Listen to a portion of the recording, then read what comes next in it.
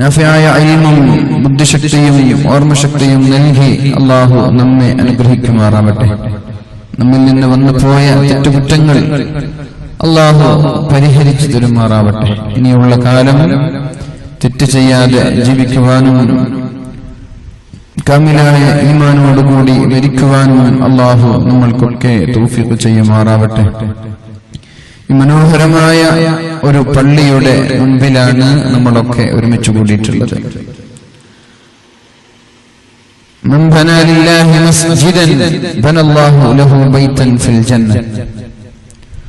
അല്ലാഹുവിന് വേണ്ടി ഒരാളൊരു പള്ളി നിർമ്മിച്ചാൽ അല്ലാഹു അവനതിന് പകരമായി സ്വർഗ്ഗലോകത്ത് ഒരു വീട് നൽകുമെന്ന് പരിശുദ്ധ റസൂലുള്ളാഹി സ്വല്ലല്ലാഹു അലൈഹി വസല്ലം.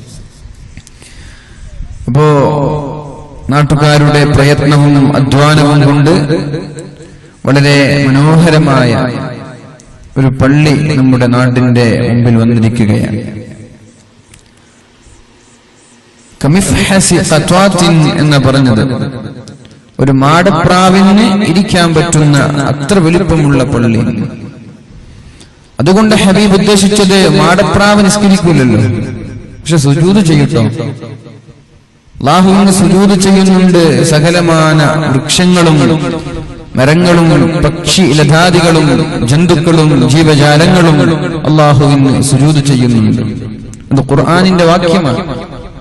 അലം തറ അന്നല്ലാഹ യസ്ജുദു ലഹു മൻ ഫിസ് സമാവാതി വമൻ ഫിൽ അർദ്. ഭൂമിയിലുള്ളവരും ആകാശത്തുള്ളവരും അല്ലാഹുവിന് സുജൂദ് ചെയ്യുന്നത് നബിയെ താങ്കൾ കാണുന്നില്ലേ? അല്ലാഹുവിന്റെ ചോദ്യമാണ്. അലം തറ, നിങ്ങൾ കാണുന്നില്ലേ? ആ ചോദ്യം നമ്മോടുമുണ്ട്. നമ്മൾക്കും കാണാൻ പറ്റും. ആ ഒരു അവസ്ഥയിലേക്ക് നമ്മുടെ ഈമാനിന്റെ ആ ഒരു നിലവാരം എത്തിക്കഴിഞ്ഞു. നമ്മളോടുമുണ്ട് ആ ചോദ്യം. ചോദ്യം അലം തറ, നിങ്ങൾ കാണുന്നില്ലേ? അന്നല്ലാഹ യസ്ജുദു ലഹു മൻ ഫിസ് സമാവാതി വമൻ ഫിൽ അർദ്. ഭൂമിയിലുള്ളവരും ആകാശത്തുള്ളവരും അല്ലാഹുവിന് സുജൂദ് ചെയ്യുന്നു. വശംസു, സൂര്യൻ സുജൂദ് ചെയ്യുന്നു. വൽ ഖമറു, ചന്ദ്രൻ സുജൂദ് ചെയ്യുന്നു. വന്നുജൂം, നക്ഷത്രങ്ങളും സുജൂദ് ചെയ്യുന്നു. വദ്ദവാബ്, മൃഗങ്ങളും സുജൂദ് ചെയ്യുന്നു. വശജർ, മരങ്ങളും സുജൂദ് ചെയ്യുന്നു. എല്ലാവരും അല്ലാഹുവിന് സുജൂദ് ചെയ്യുന്നു. പക്ഷേ മനുഷ്യന്മാരിൽ ചിലർ മാത്രമേ സുജൂദ് ചെയ്യുന്നുള്ളൂ. തിരിയുന്നുണ്ടല്ലോ അല്ലേ? മനുഷ്യന്മാരും സുജൂദ് ചെയ്യുന്നു എന്ന് നമ്മൾ പറഞ്ഞാൽ അപ്പൊ നിങ്ങൾ ചിന്തിക്കും, നമ്മുടെ നാട്ടിൽ തന്നെ എത്ര ആളുകൾ പള്ളിക്ക് വരാതെ നിസ്കരിക്കാത്ത ആളുകളുണ്ട്. ഖുർആനിൽ തെറ്റുണ്ടോ? അല്ലെ? മനുഷ്യന്മാർ എത്ര ആളുകൾ നിസ്കരിക്കാത്തവരുണ്ട്. അമുസ്ലിമീങ്ങൾ പോട്ടെ, അവരെ കുറിച്ചല്ല, മുസ്ലിമീങ്ങൾ തന്നെ സുജൂദ് ചെയ്യാത്ത ആളുകളുണ്ട്. അപ്പൊ അല്ലാഹു അവിടെ ഉപയോഗിച്ച പദം വകസീറും മിനന്നാസ്, ജനങ്ങളിൽ അധികം ആളുകളും സുജൂദ് ചെയ്യുന്നുണ്ട്, എന്നാൽ ചില ആളുകൾ സുജൂദ് ചെയ്യാതെ ജീവിക്കുന്നുമുണ്ട്. അപ്പൊ നമ്മൾ ആലോചിക്കണം. വലഖദ് കറംനാ ബനി ആദം, ആദം സന്തതികളെ ഞാൻ ബഹുമാനിച്ചിട്ടുണ്ട്, ഞാൻ ആദരിച്ചിട്ടുണ്ട്. വലഖദ് ഖലഖ്നൽ ഇൻസാന ഫീ അഹ്സനി തഖ്വീം. അല്ലാഹു പറയുകയാണ്, മനുഷ്യന്മാരെയാണ് ഏറ്റവും നന്നായി അല്ലാഹു പടച്ചത്. ചന്ദ്രനെക്കാളും ഭൂമിയെക്കാളും സകലമാന വസ്തുക്കളെക്കാളൊക്കെ ഭംഗിയായി സൗന്ദര്യത്തോടെ അല്ലാഹു പടച്ചത് മനുഷ്യനെയാണ്. ആ മനുഷ്യനെ അല്ലാഹു മറ്റുള്ളവരിൽ നിന്ന് ആദരിക്കുകയും ചെയ്തിട്ടുണ്ട്. എന്നിട്ട് മനുഷ്യൻ മാത്രം അല്ലാഹുവിന് ശുക്ർ ചെയ്യുന്നില്ല, മറ്റുള്ളവയൊക്കെ അല്ലാഹുവിന് സുജൂദ് ചെയ്തുകൊണ്ടിരിക്കുകയാണ്. ഇതൊരു ശരിയായ കാര്യമാണോ? ഇങ്ങനെ ചെയ്യാൻ പാടുണ്ടോ? അല്ലേ? നമ്മൾക്ക് വേണ്ടുവോളം നന്മ ചെയ്തു തന്നു റബ്ബ്, വേണ്ടുവോളം സൗകര്യങ്ങൾ നൽകി, എല്ലാ അനുഗ്രഹങ്ങളും നൽകി. എന്നിട്ട് നമ്മൾ മാത്രം അല്ലാഹുവിനെ ഇബാദത്ത് ചെയ്യാതിരിക്കുന്നത് ശരിയാണോ? ഒരു മാടപ്രാവ് അതിന് നിൽക്കാൻ പറ്റുന്ന അത്ര വലിപ്പമുള്ള ഒരു പള്ളി ഒരാൾ നിർമ്മിച്ചാൽ അതിന്റെ അർത്ഥം ഒരു മനോഹരമായ എത്ര ചെലവ്? 60 ലക്ഷം. എത്ര ചെലവായത്? 60 ഏകദേശം ഒരു 60 ലക്ഷത്തോളം ചെലവ് വരുന്ന വളരെ ഹൃദയത്തെ ഹഠാത് ആകർഷിക്കുന്ന ഒരു ഭംഗിയുള്ള ഒരു പള്ളി. അങ്ങനെ ഒരു പള്ളി ഒരാൾക്ക് ഏറ്റെടുക്കാൻ ഒരു പക്ഷേ പ്രയാസമായിരിക്കും, അല്ലെ? ജീവിക്കാൻ തന്നെ പാടുപെടുന്ന ആളുകളാണ് നമ്മളിൽ പലരും. പിന്നെ എങ്ങനെയാ 60 ലക്ഷം ഏറ്റെടുക്കുക? ആ ഒരു സമയത്ത് എല്ലാവരും ഒന്നിച്ചുകൂടി എന്റെ വക 1,00,000, എന്റെ വക 10,000, എന്റെ വക 1,000, അങ്ങനെ ഓരോ ആളുകളും ഷെയർ ചെയ്തു. എന്നാലാവുന്നത്, നമ്മളാലാവുന്നത് ഓരോ ആളുകൾ ഏറ്റെടുത്തു. അങ്ങനൊരു ഭവനം നിർമ്മിച്ചു. അത് കാരണം ബനല്ലാഹു ലഹു ബൈതൻ ഫിൽ ജന്ന, അല്ലാഹു റബ്ബ് സുബ്ഹാനഹു വ തആല സ്വർഗ്ഗലോകത്ത് ഒരു പുണ്യമായ ഭവനം നിർമ്മിച്ചു തരും. ഇനി സ്വർഗ്ഗത്തിൽ വീടുണ്ട്, നമ്മൾ നരകത്തിലാണ്. നേട്ടുണ്ടോ? കാര്യമുണ്ടോ? ഇല്ല. സ്വർഗ്ഗത്തിൽ അല്ലാഹു നമ്മൾക്കൊരു വീട് നിർമ്മിച്ചു തരും എന്ന് പറഞ്ഞു. നമ്മൾ നരകത്തിലേക്കാണ്. കാര്യമുണ്ടോ? ഇല്ല. അപ്പൊ എന്താണ് ഇത് സൂചിപ്പിക്കുന്നത്? അല്ലാഹുവിന്റെ ഹബീബ് സല്ലല്ലാഹു അലൈഹി വസല്ലം ഒരു പള്ളി നിർമ്മിച്ചാൽ അല്ലാഹു സ്വർഗ്ഗലോകത്ത് ഒരു ഭവനം നിർമ്മിക്കുമെന്ന് പറഞ്ഞതിന്റെ അർത്ഥം, പള്ളിയെ സഹായിക്കുന്ന ആളുകൾ, അതിനെ സ്നേഹിക്കുന്ന ആളുകൾ സ്വർഗ്ഗത്തിലേക്ക് കടന്നു പോകുന്നവരെന്നാണ്. അല്ലാഹു നമ്മെ അവരിൽ പെടുത്തുമാറാവട്ടെ. നമ്മുടെ സംഭാവനകൾ, നമ്മുടെ അധ്വാനങ്ങൾ, നമ്മുടെ പ്രവർത്തനങ്ങളും പ്രയത്നങ്ങളും പരീക്ഷണങ്ങളും അല്ലാഹു സ്വീകരിക്കുമാറാവട്ടെ. പക്ഷെ നിസ്കരിക്കണ്ടേ? പള്ളി മാത്രം ഉണ്ടായാൽ പോരാ, പള്ളി മാത്രം നിർമ്മിച്ചാൽ പോരല്ലോ. അള്ളാഹുവിന് വേണ്ടി ഇബാദത്ത് ചെയ്യേണ്ടത്, അള്ളാഹുവിനെ ആരാധിക്കേണ്ടത് നമ്മുടെ ബാധ്യതയല്ലേ? ഏതായാലും മനോഹരമായൊരു പള്ളി നമ്മുടെ നാട്ടുകാരെല്ലാവരും കൂടി നിർമ്മിച്ചു. നമ്മളൊക്കെ ഭാഗ്യവാന്മാരാണ്. അള്ളാഹു നമ്മൾക്ക് സ്വർഗ്ഗലോകത്ത് ഒരു ഭവനം നിർമ്മിച്ചിരിക്കുകയാണ്. അങ്ങനെ ഒരു ഭാഗ്യവാന്മാരായ നമ്മൾ അള്ളാഹു സുജൂദ് ചെയ്യാൻ ഭാഗ്യം നൽകിയ ആളുകളിൽ ഉൾപ്പെടണം. 5 വക്ത് നിസ്കാരങ്ങൾക്ക് നമ്മുടെ പള്ളി നിറയണം. ബാങ്കിന്റെ മധുരിതമായ ശബ്ദം നമ്മുടെ പള്ളിയുടെ മിനാരങ്ങളിൽ നിന്ന് നമ്മുടെ കാതുകളിലേക്ക്, നമ്മുടെ കർണപുടങ്ങളിലേക്ക് തുളച്ചു കയറുമ്പോ ഹയ്യ അലസ്സലാ ഹയ്യ അലൽ ഫലാഹ്, വിജയത്തിലേക്ക് വരുവീൻ. അതാണ് വിജയം. കളികളല്ല വിജയം, കളികളല്ല, സംസാരമല്ല, വെറുതെ വീട്ടിൽ കുത്തിയിരിക്കലല്ല വിജയം. എന്താണ് വിജയം? അത് നിസ്കരിക്കലാണ് വിജയം. നിങ്ങൾ പള്ളിയിലേക്ക് വരുമെന്ന് പറയുമ്പോ എല്ലാ ചെറുപ്പക്കാരും, എല്ലാ രക്ഷിതാക്കളും, എല്ലാ കുട്ടികളും കൂട്ടം കൂട്ടമായി പള്ളിയിലേക്ക് പോകുന്ന ഒരു സംവിധാനം നമ്മുടെ നാടുകളിൽ ഉണ്ടാകണം. അല്ലാഹു തൗഫീഖ് ചെയ്യട്ടെ. എത്ര മനോഹരമായിരിക്കും അവിടെ. സൗദി അറേബ്യയിലും മറ്റുള്ള ഗൾഫ് രാജ്യങ്ങളിലുമൊക്കെ നമ്മൾക്ക് കാണാൻ സാധിക്കുന്നുണ്ടല്ലോ. ബാങ്കിന്റെ വിളി കേൾക്കുമ്പോഴേക്കും ഷോപ്പിന്റെയും അങ്ങാടികളുടെയും ഷട്ടറുകളെല്ലാം ക്ലോസ് ആവാൻ തുടങ്ങി, എല്ലാം അടക്കപ്പെടാൻ തുടങ്ങി. പിന്നെ എല്ലാവരും പള്ളിയിലേക്ക് പോകുന്ന തിരക്കാണ്. ആർക്കും മറ്റൊരാളെ ചിന്തിക്കുന്ന സമയമില്ല, ഷോപ്പിന്റെ കാര്യങ്ങൾ ആലോചിക്കുന്നില്ല. നേരെ ചെല്ലുന്നത് പള്ളിയിലേക്കാണ്. ജമാഅത്ത് കഴിഞ്ഞിട്ടേ അവർ തിരിച്ച് ഷോപ്പിലേക്ക് കടന്നു വരുന്നുള്ളൂ. ആ ഒരു സംവിധാനത്തിലേക്ക് നമ്മൾ മടങ്ങണം.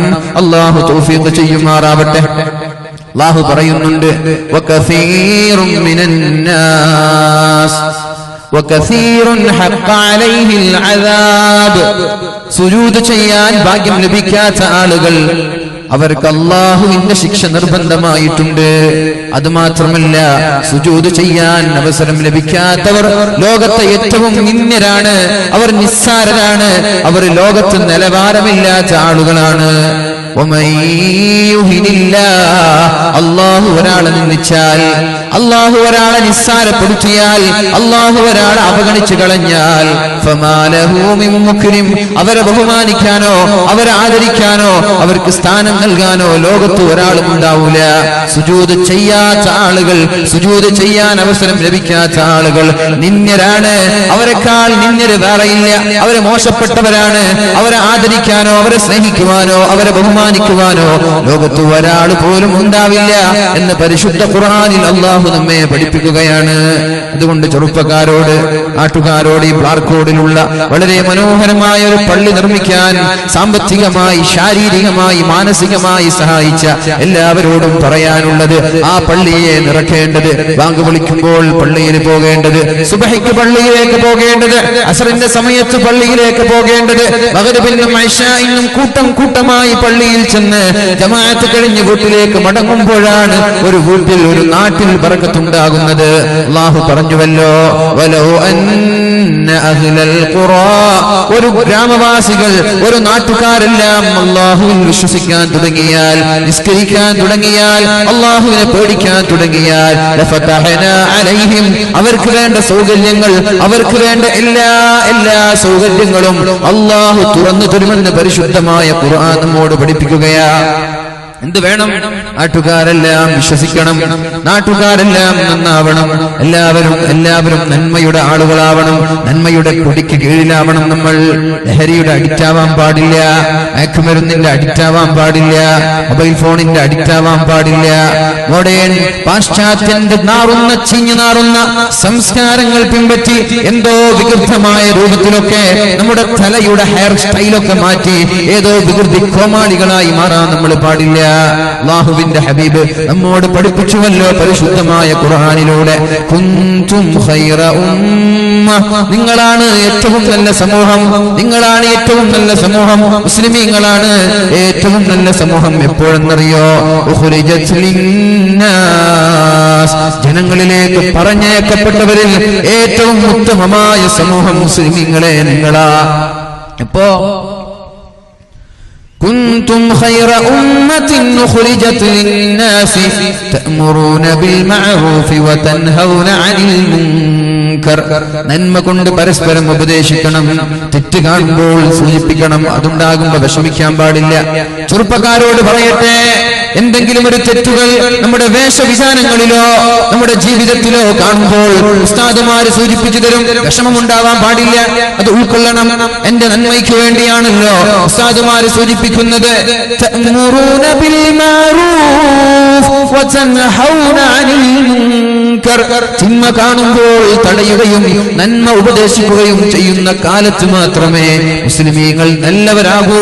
അല്ലാതെ ബാധകളൊക്കെ വേണ്ട, നന്മാരും ഉപദേശിക്കേണ്ട, ഞാൻ ഇഷ്ടം പോലെ ജീവിക്കട്ടെ, എന്നെ നന്നാക്കാൻ ഒരാളും വേണ്ട, എന്റെ താല്പര്യം പോലെ ഞാൻ ജീവിക്കാമെന്ന് പറഞ്ഞുകൊണ്ട് ഓരോ ആളുകളും സ്വന്തമായി ജീവിക്കാൻ തുടങ്ങിയാൽ അള്ളാഹുവിന്റെ പരീക്ഷണങ്ങൾ, അള്ളാഹുവിന്റെ ഭയാനകമായ ശിക്ഷകൾ നമ്മൾക്ക് വരാൻ സാധ്യതയുണ്ട്.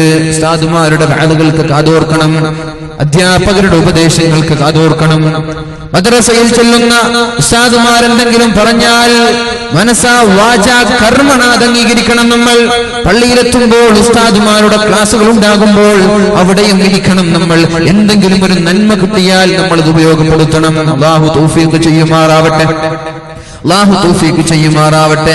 അങ്ങനെ ഒരു നന്മയുടെ വക്താവായി ജീവിച്ച, ദീനിന്റെ കാവൽപ്പടയായി ജീവിച്ച ഒരു മഹദിയെ കുറിച്ചാണ് നമ്മൾക്ക് ഇന്ന് ചർച്ച ചെയ്യാനുള്ളത്.